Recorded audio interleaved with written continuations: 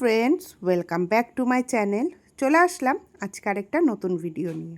কাছে দূরে, দেশ বা দেশের বাইরে থেকে তোমরা যারা আমার এই ভিডিওটা দেখছো, তোমাদের সবাইকে আমার অন্তর থেকে অনেক ভালোবাসা। আশা করছি তোমরা খুব ভালো আছো এবং সুস্থ আছো। আজকে আমি কি ভিডিও শেয়ার করতে চলেছি সেটা তো তোমরা থাম্বনেল দেখে বুঝেই গেছো।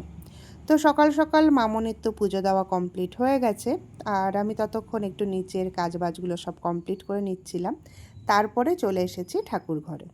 তো এসেই আমি প্রথমে করলাম কি, বাসনগুলো মেজে তালটা সুন্দর করে রস বার করে নিলাম। তারপরে মামনি হচ্ছে ব্যাটার বানিয়ে তালের বড়া ভাজা শুরু করে দিয়েছে, আর তারপরে আমি এই মালপোয়ার যে ব্যাটারটা ছিল সেটা বানিয়ে রেখেছিলাম। তারপর মালপোয়া ভেজে নিয়েছে মামনি। আর তালের বড়া আর মালপোয়া ভাজার যে এত সুন্দর গন্ধ বেরিয়েছে যে কি বলবো। চলো এবার আমার গোপুসোনাদের সাথে তোমাদেরকে একটু পরিচয় করিয়ে দিই। এই হলো আমার বড় গোপুসোনা। আমার আসলে দুটো গোপুসোনা আছে। তো এই দুটো গোপুসোনাই আমাকে দুজন গিফট করেছিল। তোমরা তো দেখেছই যে আমরা কোনো মূর্তি পূজা করি না, আমাদের সব পুজোতেই উপাসনা হয়। আসলে আমরা ওমকারের উপাসনা করি। তো ছোটোবেলা থেকেই আমার বাড়ির সামনে যে জেঠিমার বাড়ি আর কি, সেই জেঠিমাকে দেখতাম গোপাল পূজা করতে। তো তখন থেকেই আমার ভীষণ গোপাল পূজা করতে ইচ্ছা করতো। কিন্তু যেহেতু আমি আমাদের বাড়িতে কোনো দিনই কোনো মূর্তি পূজা দেখিনি একদম ছোট্ট থেকেই, তো তার জন্য গোপাল পূজা করতে পারিনি। তো আমাকে এই দুটো গোপাল গিফট করার পর থেকে আমি কি করি, এরকম জন্মাষ্টমীর সময় গোপাল পূজা করি। তারপর সারা বছর আমি এক জায়গায় রেখে দিই, আমি ধূপ দেখাই আর কি। আর তারপরে আবার যখন প্রত্যেক বছর জন্মাষ্টমী হয়, তো এরকম গোপালদেরকে নতুন জামা পরাই, নতুন মালা, তারপরে এই যে পাগড়ি সব পরিয়ে সুন্দর করে সাজিয়ে পূজা করি।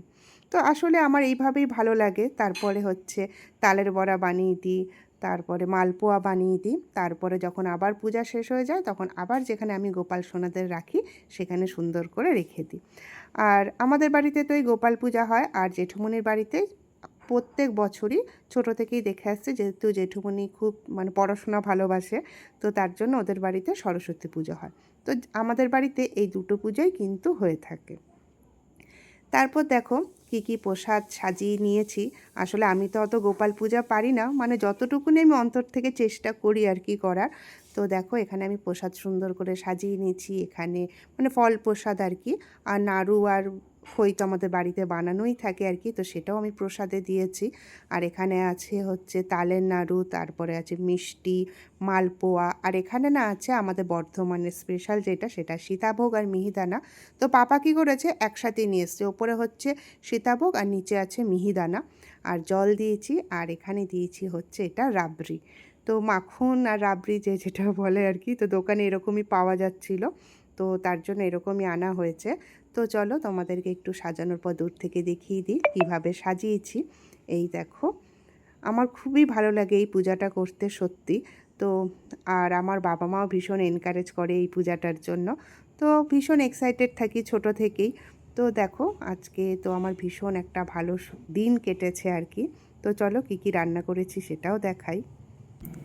আমি তো সকালবেলা উপোস থেকেই পূজাটা করি, সবাই তাই করে। আর পুজোর পরে কিন্তু আমি ভাত খেয়ে নিই, নিরামিষ খাই। আর বেশিক্ষণ আমি উপোস থাকতে পারি না, তোমাদেরকে তো বলেছি যে আমার ভীষণ হারে মাইগ্রেন আছে। একটু যদি পেট খালি থাকে তাহলেই কিন্তু আমার মাথা ব্যথা শুরু হয়ে যায়। তো দেখো এখানে নিরামিষ রান্নাবান্নাই করা হয়েছে, মুগ ডাল করা হয়েছে, আর আমার একদম ফেভারিট সেটা হচ্ছে পাট শাকের বড়া আর কি। তো যদিও এখন পাট শাক পাওয়া যাচ্ছে না, তো আমার বাড়িতে একজন শাক দিতে আসে, একটা মাসি আর কি। মাসি বলবো না, আমার থেকে মনে হয় ছোটোই হবে সে, তার নাম শান্তি। সে আর কি আমাদের বাড়িতে শাক দিয়ে যায়। তো ওকে বলেছিলাম পাট পাতা পেলে কিন্তু আমাকে অবশ্যই দিয়ে যাবে, তো সে দিয়ে গেছে। তো এই যে তার জন্য পাট পাতার বড়া বানিয়ে নিয়েছি। আর সত্যি ভীষণ ভীষণ ভালো লাগে আমার পাট পাতার বড়া খেতে। আর তার সাথে তো আমাদের যেটা হবেই সেটা হচ্ছে পোস্ত। তো এখানে হচ্ছে একটু পটল, একটু বরবটি দিয়ে, আলু দিয়ে পোস্তটা করা হয়েছে।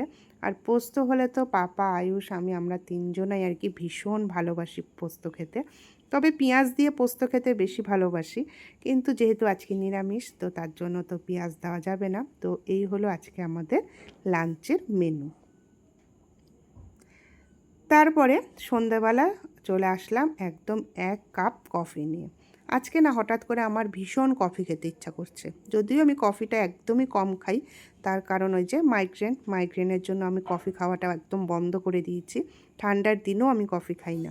কিন্তু আজকে আমার হঠাৎ করে না ভীষণ কফি খেতে ইচ্ছা করছে। তো আয়ুষকেও বানিয়ে দিলাম। আর আমার না কফি একদম কড়া করে খাবো, তার সাথে একটু মিষ্টিটা বেশি হবে আর একটু বেশি পরিমাণে নিয়ে খাবো আর কি। তো তার জন্য আমি একদম কফি মগের 1 মগ কফি নিয়ে বসে গেছি খেতে। তারপরে ডিনারে কি বানাই বুঝে পাচ্ছিলাম না। তো তারপরে এই যে বানিয়ে নিচ্ছি হচ্ছে আলু ভাজা, আর তার সাথে একটু পোস্ত ছিটিয়ে দিয়েছি। আর ভীষণ ভালো লাগে কিন্তু এই মানে পোস্ত ছিটিয়ে আলু ভাজা খেতে। তো এটা দিয়ে আজকে ডিনার হবে। আর দুপুরের তো একটু সবজি রয়েছেই, মানে বড়া বাদ দিয়ে। তো ঠিক আছে, আজকে আমার জন্মাষ্টমী কাটানোটা কেমন লাগলো অবশ্যই বলো। আর ভিডিওটা ভালো লেগে থাকলে একটা লাইক দিয়ে দিও, কেননা তোমরা কিন্তু লাইকটা খুবই কম দিচ্ছ। আর ঠিক আছে, পরের ভিডিওতে আবার আসছি তোমাদের সাথে গল্প করার জন্য। আজ এইটুকুই।